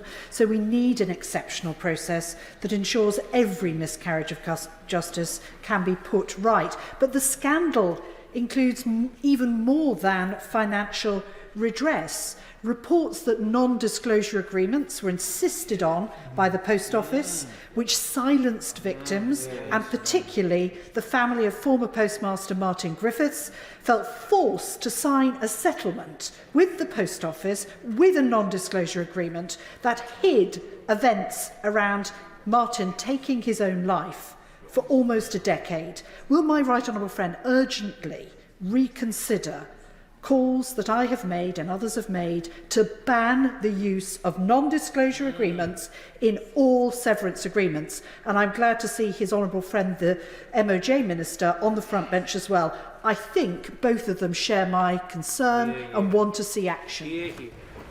Minister. Well, a very well-timed question, I would say, with my honourable friend next to me here. She's right to say this is an exceptional process. As she is aware, non-disclosure agreements cannot prevent somebody going to the police, for example. That's not the point she was making. But I understand the point she makes, and I think how she wants to ensure that people are not used for that purpose or for other purposes, including things like sexual harassment and bullying, of course. So she's running a fantastic campaign, and we've heard exactly what she's got to say, and we'll continue to work with her in those terms. Carl Turner. Thank you, Mr. Speaker, and thank you for granting the right honourable gentleman's urgent question. Can I thank the Minister for the heavy lifting that he's had to do in the 15 months that he's held the post as Minister in this.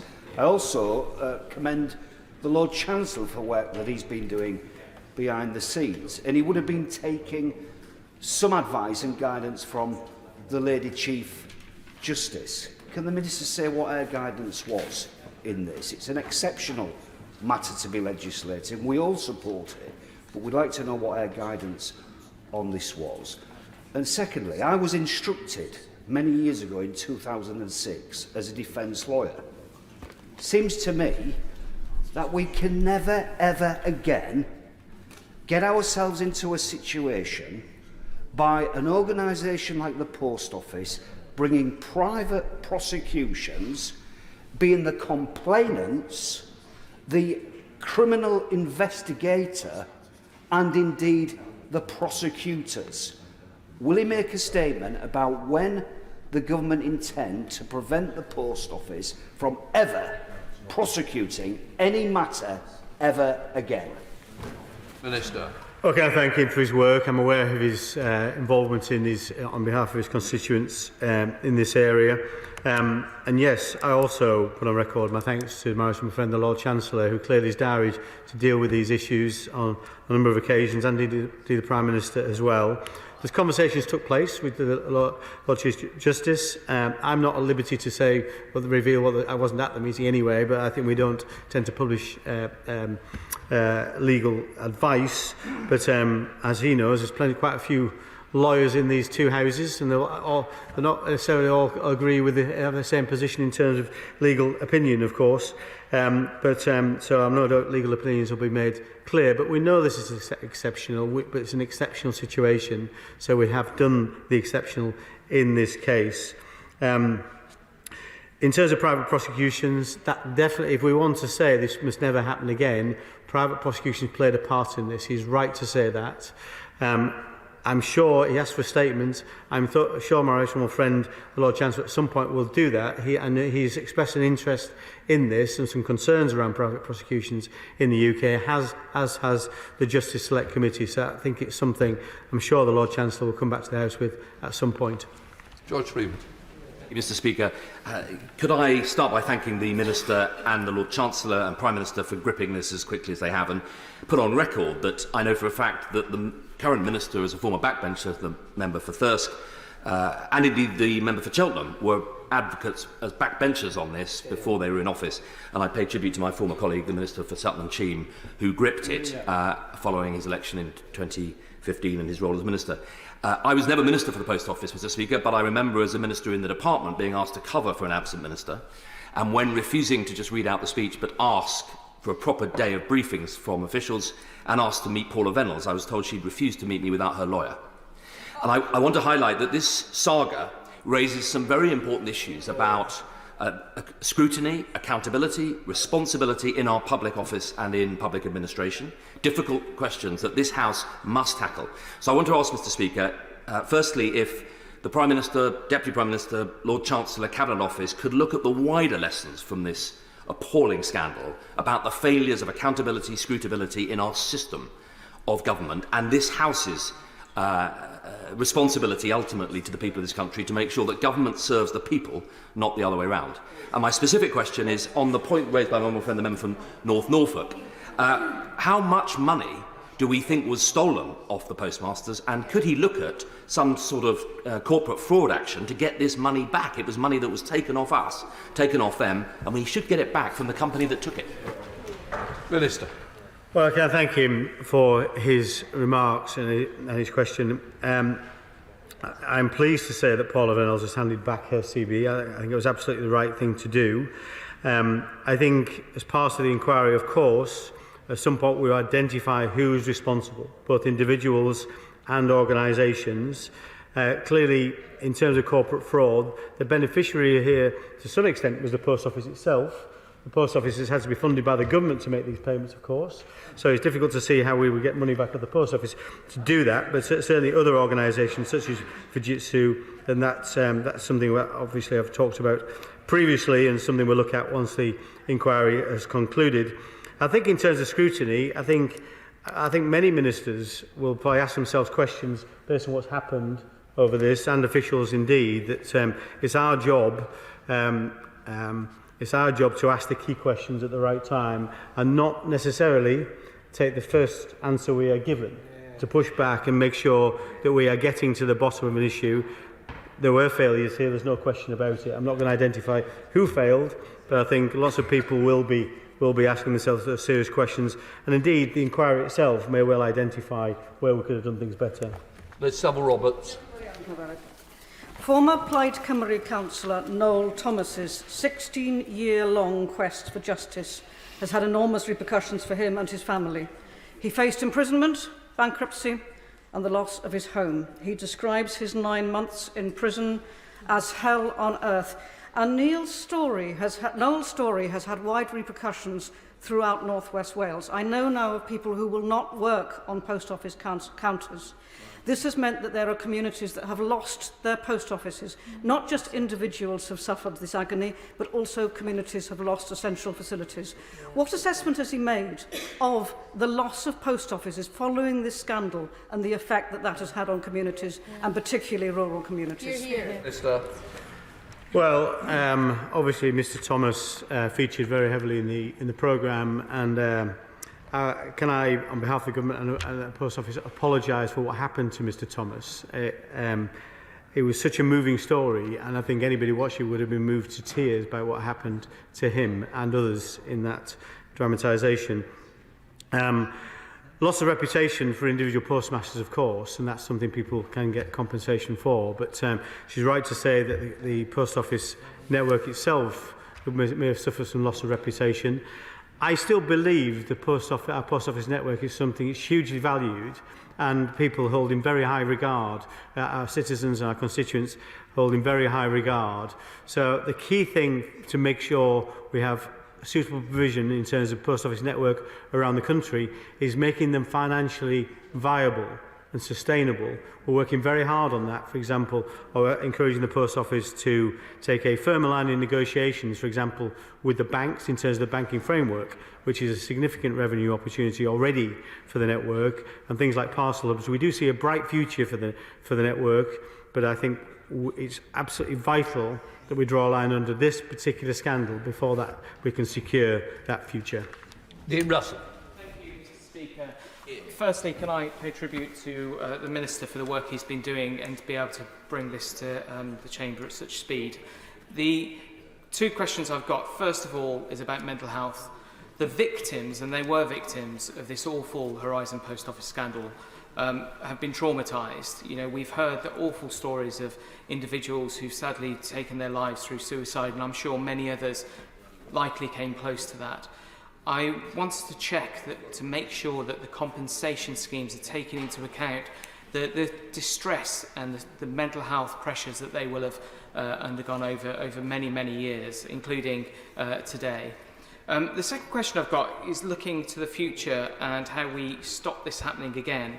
I'm very conscious that there's a big rise in artificial intelligence and the use of that within technology. It's possible to go back to the Horizon system and see where these, in some cases, malicious instances took place. But with artificial intelligence, it's going to get much harder to do that. So I wonder if the Minister could give me assurances that there are checks going to be made in any government systems, especially that use artificial intelligence, to ensure that humans aren't unjustly blamed for artificial intelligence errors that could lead to a similar Horizon scandal in the future.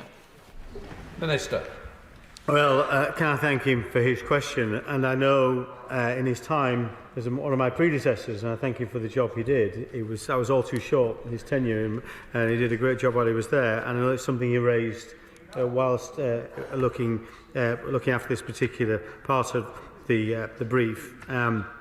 It's something we're discussing with the advisory board in support in terms of mental health to individuals and potentially to families. In terms of redress, that is something very much that compensation schemes take into account, and that's one of the reasons it takes a while to make sure people are properly receive proper redress in just assessment of the impacts of things like that. He raised a very interesting point in AI. I know it's another topic he's very keenly interested in, and certainly the issue of AI within prosecutions is something we should look at very carefully, and I'm sure my right honourable friend, the Lord Chancellor, is looking at it as part of his work.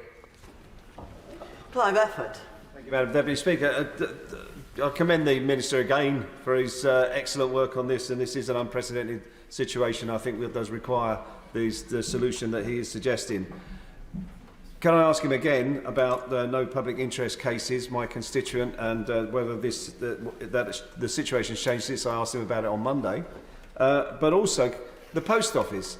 We are having these new cases come forwards that weren't known about before. The Post Office must have a list somewhere. They must have known those people that were held in breach of, through the Horizon accounting system. And I mean, it may be possible that some people are out there frightened to come forward because they've signed non-disclosure agreements. So is it possible that we could go to the Post Office and say, look, come on, cough up, and let's know who you're aware of that is out there that we haven't been contacted by to date, so that those people can then be written to, perhaps by the advisory board, and invited and encouraged to come forward and given the confidence to do so, because they may be out there frightened because they're going to be approached by the Post Office. And if anyone signs one of the agreements that he mentioned, I'm sure they're going to want to be given assurances that they won't be pursued by the Post Office ever again if they sign those agreements. Well, thank you for his question again on this, and he's been a regular contributor to this particular issue. Public interest cases, we're very keen to include it within the scope of this. Currently, they're treated slightly differently in terms of compensation. We're keen to make that's not the case, that everybody gets the same routes to compensation. It's something the advisory board has been very clear on, and we're keen to make sure that there is a single way forward for people who have suffered from convictions.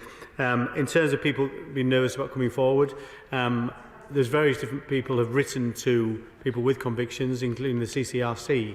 So it's we're keen to make sure that there's people, anybody who's out there who might have suffered as a result of this scandal, is communicated with properly from someone who they trust. Very happy to talk to him and the advisory board about what we've done there, whether we've done enough, and whether we could do more. Bob Blackman. Thank you, Madam Deputy Speaker. Hundreds of individuals have been wrongfully convicted of crimes that they didn't commit. I commend my honourable friend for the work that he's done on this, and he mentioned during his statement the malevolence that took place during these prosecutions. Why is it right that those individuals who gave false evidence are still potentially in post? Why are managers in the Post Office still in post knowing what had happened, and shouldn't they be brought to account and lose their livelihoods and their pensions rather than those people that were wrongly convicted? Well, the short answer to that, thank you for this question. The short answer to that is yes. If people are guilty of offences, ones that can be prosecuted, they should be. And there's all kinds of different routes might be available to make sure those people suffer as a result of their actions. And we're keen to make sure that happens. We think the inquiry is the right route for that, to be able to expose the evidence. Of course, our prosecutors can look at what's happening within that inquiry at any point, and the evidence that there's before the inquiry is open to anybody to see what's happening at that inquiry. So we would very much hope that the inquiry will identify those responsible and suitable actions will be taken against those people and organisations. Nick Smith. Thank you, Madam Deputy Speaker. And what a sorry tale this is, isn't it? Can I say how glad I am to see a solution being brought forward for this scandal today. But the Post Office is owned by the UK government. It has a shareholder on the board, usually a senior civil servant. And what did these government shareholders tell ministers about this issue over the years? And so does the minister think this arrangement provided sufficient scrutiny over the Post Office for Parliament and the sub-postmasters, please? Minister. Well, I think it's fair to say no. The answer is no, because this scandal has occurred, and those failures must be a systemic failure somewhere along the relationship, whether within the Post Office or within the relationship with different parts of government. We don't know where that failed at this point in time. We're all very keen to see the outcome of the inquiry, which we should conclude by the end of this year, and a report will follow. And we're all keen to see the what conclusions it arrives at, so then we can identify who's responsible and then decide what might be done. It's fair to say my Department of Business and Trade, has learned lessons itself from what's happened, and I think there's a much better oversight and a governance relationship between the Department now and the Post Office where it is now. But for many people, of course, that is too late. But it's not too late to find the answers that he's looking for. David Jones. Thank you, Madam Deputy Speaker. The entire House will welcome today's announcement. The Government has made exactly the correct decision in terms of the balance of mischief. Could my honourable friend say if the convictions to be quashed under the process he has announced today will include not only those where the prosecuting authority was the Post Office itself, but also those where the authority was the Crown Prosecution Service? And in terms of the latter, will the Ministry of Justice be carrying out a review of the decision-making process prior to the decision to prosecute? Minister. Yes, well, thank him for his question. And yes, absolutely, it is the case that we believe that cases here that were prosecuted by CPS would also come under the the overturning convictions would happen in those cases too, not least because the files themselves, as we understand it, were compiled by the Post Office based on their evidence. So it was absolutely right and proper if the evidence wasn't correct. And we know that to be the case because of what's happened in Horizon and because of the behaviour of some of the individuals within the Post Office team, those responsible for investigations. Clearly inappropriate conduct there. So yes is the answer, and it's only right that we look at what happened. And I say my rational friend, the Lord Chancellor, is looking at the whole issue of private prosecutions, for example, and how those cases were put together, and then for how they were prosecuted. Vicky Foxcroft. Thank you, Madam Deputy Speaker. Many members across the House have referenced the ITV drama, and it may interest members to know that the director of Mr Bates versus the Post Office is in the gallery today watching PMQs closely and watching this urgent question closely, hoping for some positive news. So it is welcome that we've had some positive news, but they did have a few questions for me to ask the Minister. What they really want to know is what are the actual timeframes for overturning the convictions? I know there's been some answers on this, but a bit more detail would be helpful. And when will people finally receive the full compensation that they deserve? And when will those that are responsible finally be held to account? Minister. Well, thank you for your question. I wasn't aware the director is with us today, and can I just put on record the fantastic job that they have done in terms of bringing this to the public consciousness and indeed raising consciousness within this House itself. One thing that has resulted in is this statement today. I think we probably would have got here at some point anyway, but it's good to be here today at an earlier point than we would have been had that dramatisation not been aired. Time frame, she's right to challenge us on.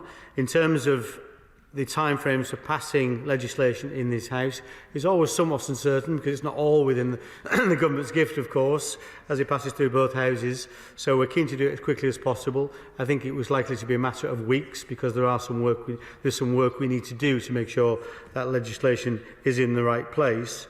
In terms of compensation, timescales for final compensation across all schemes, we're hoping to do that by August. Again, we're not in charge of all those timescales because it does require people who want to go through the full assessment route to compile the claim and submit the claim, and then we can respond to it in as quickly as possible. And in terms of the answers she's looking for, which we all want to see, the inquiry is due to conclude by the end of the year, and we would expect a report shortly after, which should give us those answers. Robin Miller. Thank you, Madam Deputy Speaker. I'm grateful to the Prime Minister for his announcement, and I welcome this statement from the Minister. I know a lot of work has gone into this, but the energy and attention he is bringing to it is very well received, I think, across the House. This is the right thing to do, but notwithstanding the remarks of the Right Honourable Member of Bromley and Chislehurst, but it occurs to me that important information has emerged in evidence during the process of prosecutions so far, and I think the Minister, if I understood his statement correctly, referred to malevolence behaviours through this. So will he ensure that in whatever process unfolds before us, there will be a mechanism by which information that would be useful for consideration in further action would be gathered and collated, given that people will not necessarily have the mechanism of a court case and a legal testing of their situation? Minister. Well, thank you for his question. I'm very keen to engage with him to make sure we get what he needs in terms of, yes, malevolence I think is the right word in this aspect, and it's important we learn the lessons from that, and both in terms of things like private prosecutions but also the wider inquiry, and that's something we're very keen to do.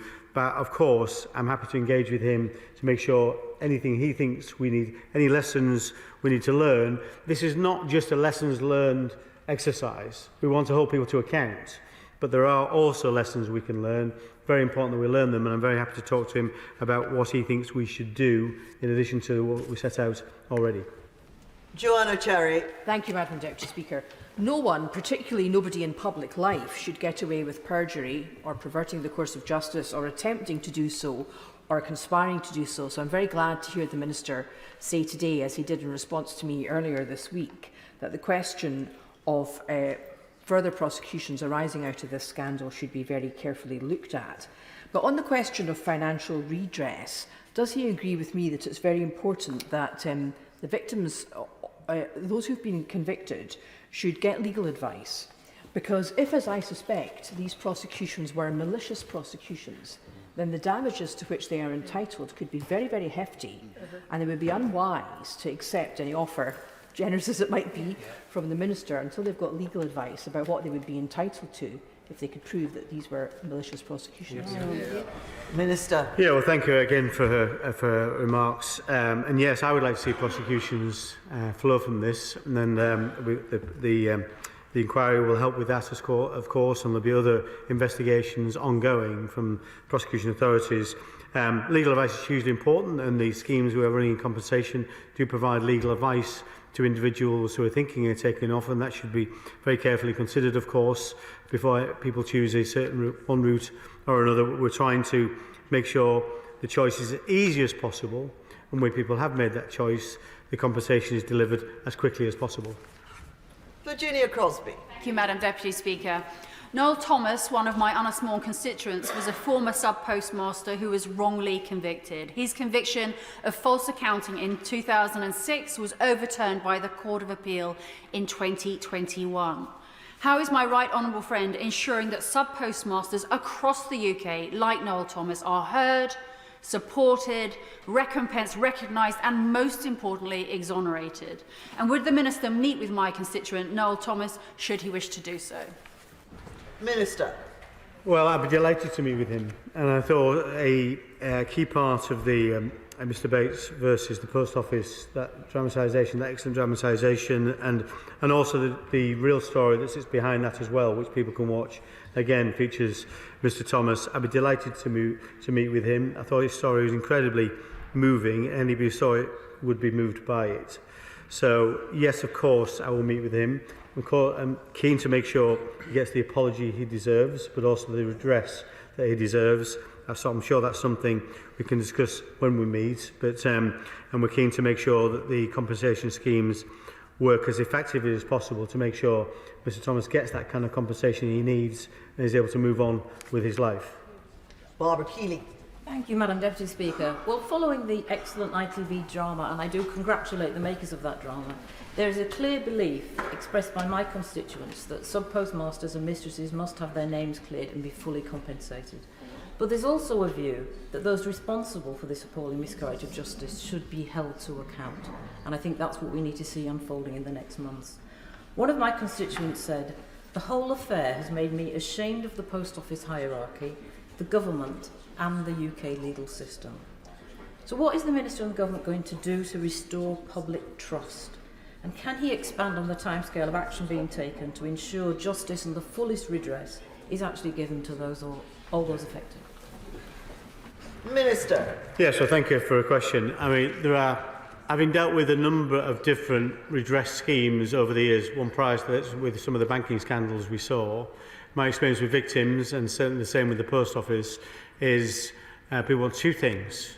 They want compensation, but they want people to be held to account.